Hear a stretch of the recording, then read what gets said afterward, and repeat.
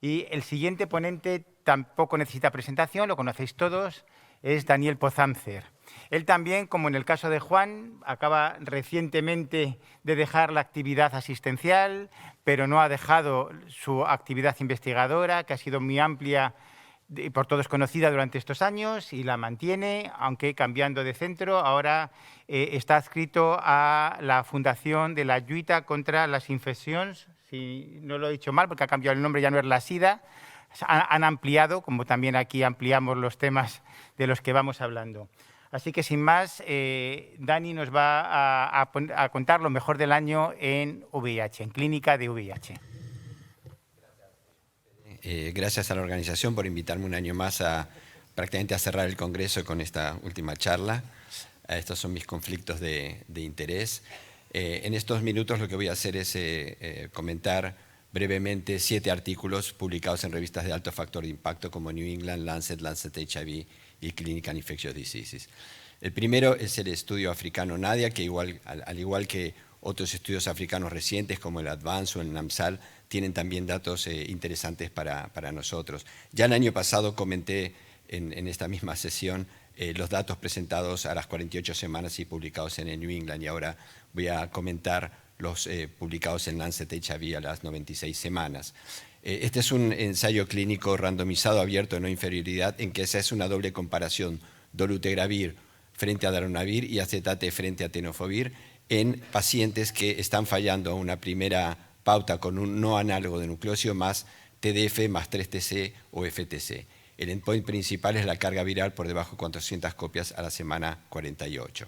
De las características basales, recordar que hay una amplia proporción de pacientes con mutaciones a análogos de nucleócido. Casi el 90% tienen la 184, que confiere resistencia a 3TC y FTC, y más de la mitad de los pacientes tenían resistencia a TDF. A las 48 semanas ya se había observado la no inferioridad de dolutegravir frente a darunavir y de tenofovir frente a AZT. Aquí a las 96 semanas lo que se ve es que se mantiene la no inferioridad de dolu frente a daru con un porcentaje elevado, 90 frente a 87% con el endpoint de 400 copias, e incluso también 80 frente a 75% con el endpoint de 50 copias, aunque aquí no aparece. Por otra parte, en cuanto a los análogos nucleócidos, se observa la superioridad de mantener, o sea, de seguir la estrategia de mantener el tenofovir en lugar de cambiar a ZT a pesar del fallo virológico. Y el tercer punto importante del estudio es que a pesar de la alta barrera genética de dolutegravir y de darunavir, no hay ninguna mutación de resistencia en darunavir, mientras que hay un 4% en la rama de dolutegravir. Por lo tanto, los autores, pues el mensaje de los autores es que ambas pautas mantienen una buena supresión virológica a las 96 semanas, que dolutegravir es no inferior a darunavir, pero tiene un mayor riesgo de resistencia en esta segunda línea, y que tenofovir debería continuarse en segunda línea más que cambiar a ZT, como actualmente recomiendan las guías de la OMS, y que seguramente cambiarán a partir de este estudio. El segundo estudio el segundo artículo es el estudio TANGO. Como sabéis, la combinación en biterapia de dolutegravir 3TC está recomendada por todas las guías internacionales y obviamente también por la de GESIDA para pacientes naïf y en switching.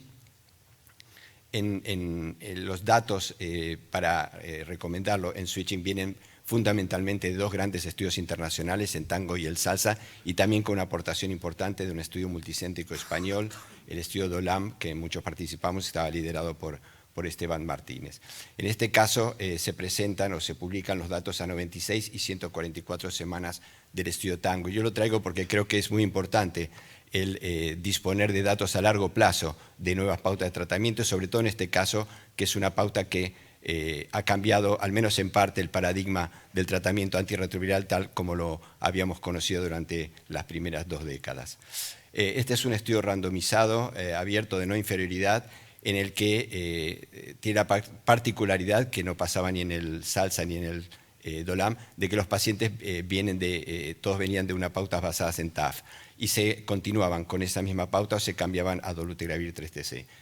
Un número muy alto de pacientes, casi 750, y el endpoint principal es el fallo virológico, la carga viral por encima de 50 copias.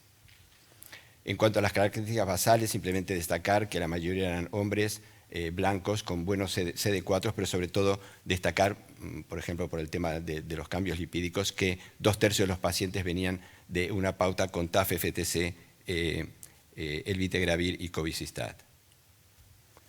En cuanto al endpoint primario, se demuestra la no inferioridad de dolutegravir 3TC frente a las pautas basadas en TAF, tanto a las 96 como a las 144 semanas, y a la derecha, en cuanto al endpoint secundario de proporción de pacientes con cargas virales por debajo de 50 copias, a la semana 96 se ve la superioridad incluso de dolu 3TC, que se pierde pero se mantiene la no inferioridad a la semana 144.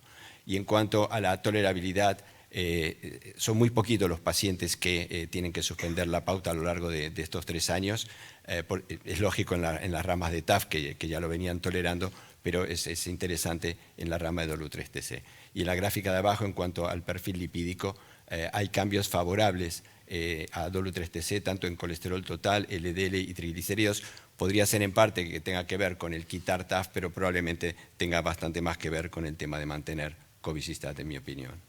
Y en las conclusiones los autores además añaden que no hubo ninguna resistencia a dolu 3TC, como suele suceder en los ensayos clínicos, al menos en países occidentales.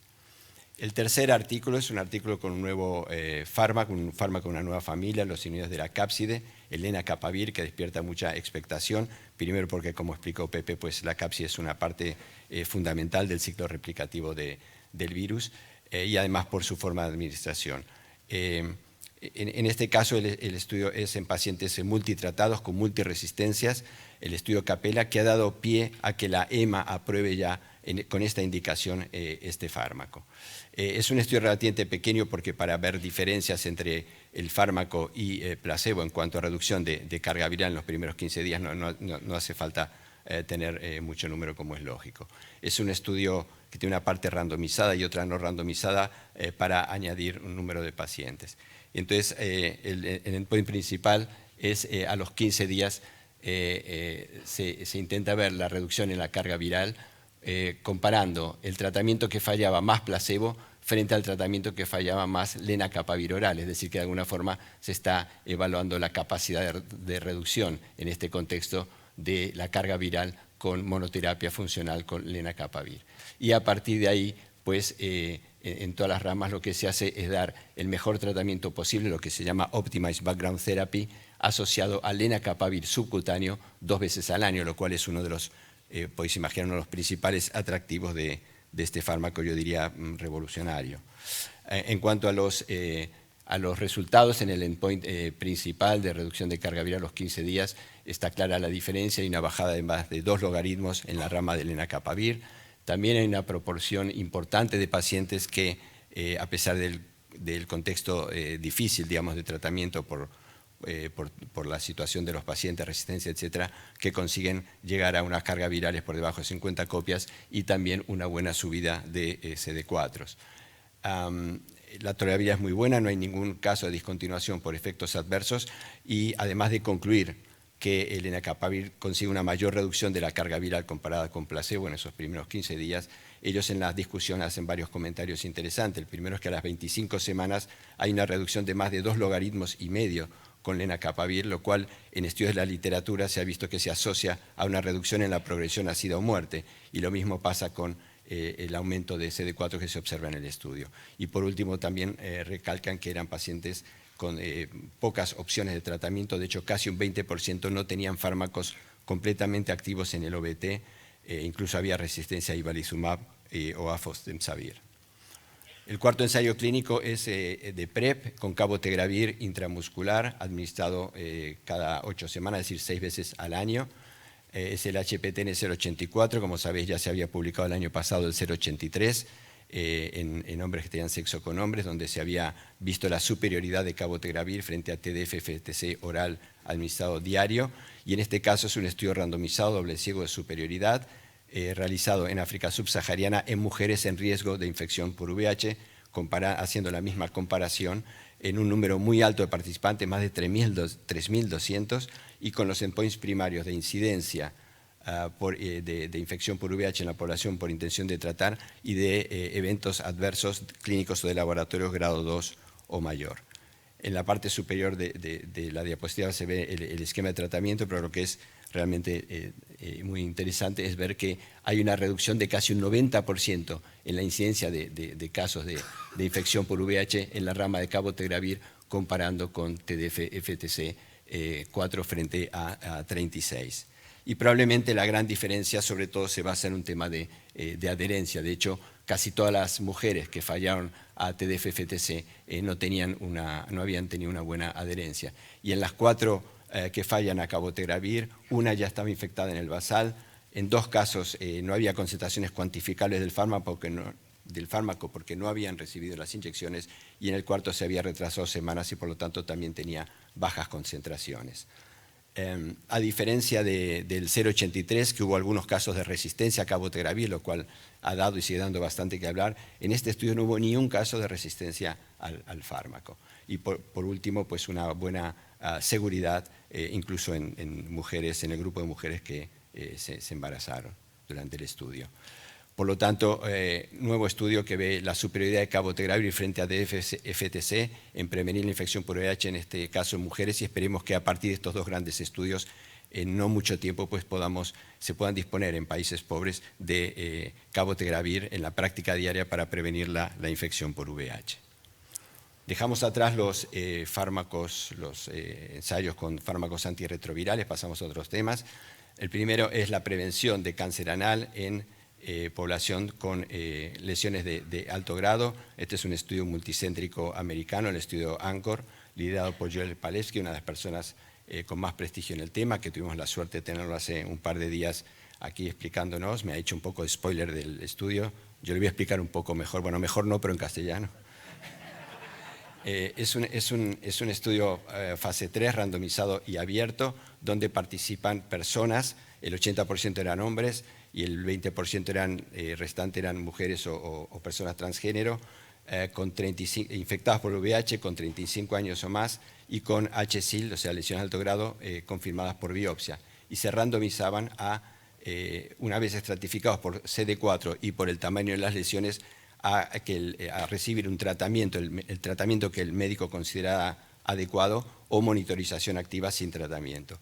Se hizo un seguimiento estricto. El outcome primario fue la progresión a cáncer anal en un análisis tiempo hasta el evento, y es un estudio muy amplio que participaron casi 4.500 pacientes.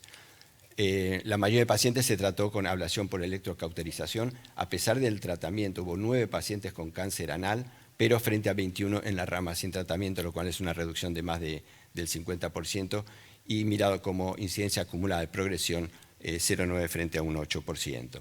Hubo pocos efectos adversos importantes en la rama de tratamiento, y antes de concluir, los autores comentan, por un lado, que ellos consideran que es una alta tasa de cáncer anal la que han visto en la rama de tratamiento, y que por lo tanto se necesitarían tratamientos más efectivos para las lesiones de HSIL y un seguimiento más estrecho. En segundo lugar, que esto está hecho por clínicos que están bien entrenados, y por lo tanto no sería replicable por gente que no tuviera experiencia en el tema, y los que hemos estado en unidades de VIH con gabinetes de prevención de cáncer anal sabemos que esto no se aprende en días, semanas, sino en unos cuantos meses como mínimo, y es un tema complicado. Y por último, que harían falta nuevos algoritmos para identificar las lesiones de HSIL con nuevos marcadores, etc. Por lo tanto, pues concluyen que es mejor en las personas con lesiones de alto grado anal tratarlas que esperar a la evolución natural. Y a pesar de las limitaciones, yo creo que este es un estudio muy importante, y esperemos que sirva para que, al menos que en España, pues las autoridades sanitarias le hagan más caso y no sea un tema casi de voluntarismo en las unidades en que disponemos del manejo de estos pacientes. Bien, sin duda, con permiso del COVID, una de las estrellas de este año de enfermedades infecciosas ha sido la viruela del mono, que se ha expandido en bastantes países del mundo occidental. Y aunque no es una enfermedad específica de VIH, se ha dado sobre todo, al menos el brote actual, en hombres que tienen sexo con hombres, por lo tanto en personas que están en riesgo de infección por VIH. De hecho, ayer hubo una presentación muy bonita, muy elegante de la doctora Díaz viruela del mono, la experiencia de viruela del mono en España, en pacientes infectados por el VIH. Y como digo, por eso también en este artículo aparecen unos cuantos investigadores conocidos en el mundo del VIH. Tenemos aquí nuestro representante José Luis Blanco, no sé si hay alguno más de España. Bien, este es un estudio coordinado desde Londres, donde es el estudio más amplio publicado hasta ahora en esta enfermedad. Son 528 pacientes diagnosticados a partir de abril del 2022 y confirmados por PCR. En cuanto a las características, pues la mayoría son hombres jóvenes, casi todos hombres tienen sexo con hombres, un 40% VIH positivo, en tratamiento antirretroviral la mayoría, con buenos CD4 y con factores de riesgo de enfermedad de transmisión sexual. De hecho, la gran mayoría de estos pacientes se consideró que la transmisión se había producido por contacto sexual. La inmensa mayoría tenían lesiones cutáneas, sobre todo vesículo-pustulares, y una proporción importante de síntomas sistémicos como fiebre, linfadenopatías, mialgia, faringitis, cefalea o afectación rectal, como se ve en la foto adjunta. Lógicamente, la localización de las lesiones tiene que ver bastante con las prácticas sexuales. Por eso, 3/4 parte de los pacientes tenían lesiones en el área anogenital, 1/4 parte de los pacientes en faringe o zonas aledañas, pero también se puede extender a otras zonas como, por ejemplo, en más de la mitad de los pacientes a tronco o extremidades y en algunos casos a cara, palmas o plantas de los pies. En algunos casos se aisló el virus de sangre, de orina o de semen. El tamaño el número de lesiones es relativamente pequeño, menos de 20 en el 90% y menos de 5 en el 40%, pero recientemente salió un artículo en el boletín de los CDC, en el Morbidity Mortality Weekly Report, en casos muy graves que eran pacientes muy inmunodeprimidos y que tenían enfermedad mucho más extensa, mucho más severa y que habían algunos acabado en la UCI.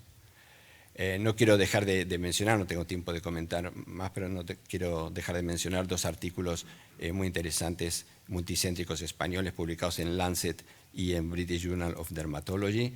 Van saliendo artículos nuevos, con datos nuevos como localización ocular o como contagio a mascotas, como es este perro. Y por último, también recomendarles a los que estén interesados esta revisión muy reciente publicada en New England por el grupo francés liderado por Yazdan Pana, que es también un investigador muy conocido en el mundo del VIH. Y el último artículo es de tuberculosis multiresistente. Tampoco es una enfermedad específica de VIH, pero sabemos que en áreas donde hay tuberculosis resistente pues se da con cierta frecuencia en pacientes infectados por VIH, y por eso es un tema para nosotros también de interés.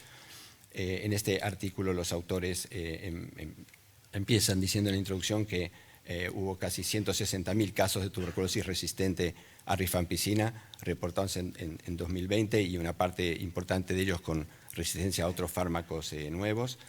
De hecho, los tratamientos actuales para tuberculosis multiresistente hasta ahora han sido muy complejos, con incluso hasta 2 años de duración, con múltiples fármacos, con muchos efectos adversos, pero afortunadamente se está dando una verdadera revolución en el campo del tratamiento de la tuberculosis, tanto sensible y sobre todo resistente. Incluso ya hay long actings que están en camino, y un ejemplo muy bueno es el estudio NICS-TB, que se publicó hace 2 años en New England y que se observaba un 90% de evolución favorable, o sea, una de curación de tuberculosis multiresistente con solo 26 semanas de tratamiento y solo 3 fármacos, bedaquilina, pretomanid y linezolid. El problema en este estudio es que con la dosis de linezolid que se daban, que eran 1.200 miligramos por día, esto se asociaba a una alta incidencia de efectos adversos. Por lo tanto, la intención de los autores en este artículo es probar diferentes dosis, a ver cuál es la mejor dosis de linezolid para poder utilizar. Es un estudio parcialmente ciego, randomizado, realizado en zonas de gran incidencia de tuberculosis resistente como Sudáfrica o países de Europa del Este. Se incluyen pacientes con tuberculosis pulmonar activa, extensamente resistente, lo que llaman preextensamente resistente o resistente a rifampicina, con o sin resistencia a isoniazida, y el tratamiento es bedaquilina, pretomanid a las dosis usuales, y entonces randomizan, por eso es parcialmente ciego, a 4 ramas de linezolid, 1.200 o 600 miligramos, 26 o 9 semanas cada una. Y el endpoint primario es la incidencia de un outcome desfavorable definido como fallo del tratamiento o recaída en la enfermedad, ya sea clínica o bacteriológica, 26 semanas después de completar el tratamiento. Entonces, en la gráfica de la izquierda se ven 3 números porque hay 2 ramas que tienen la misma eficacia, 89%, vemos una alta eficacia, pero la pauta de 600 miligramos, solo 9 semanas, se cae un poquito, es de 80%.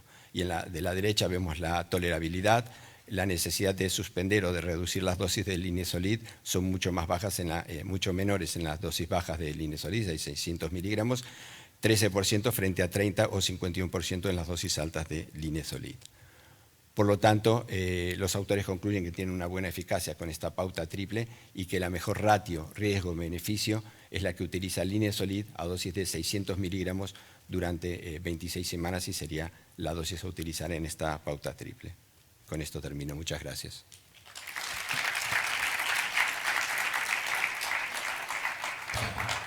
Muchas gracias. Gracias a los 3 ponentes por estupendas presentaciones y por haberos ajustado perfectísimamente al tiempo. Eso es a veces muy difícil, especialmente en este tipo de revisión. Gracias a todos vosotros por estar presentes y os tengo que decir que no os vayáis todavía porque ahora mismo los presidentes de GESIDA harán la clausura y despedida del Congreso. Gracias.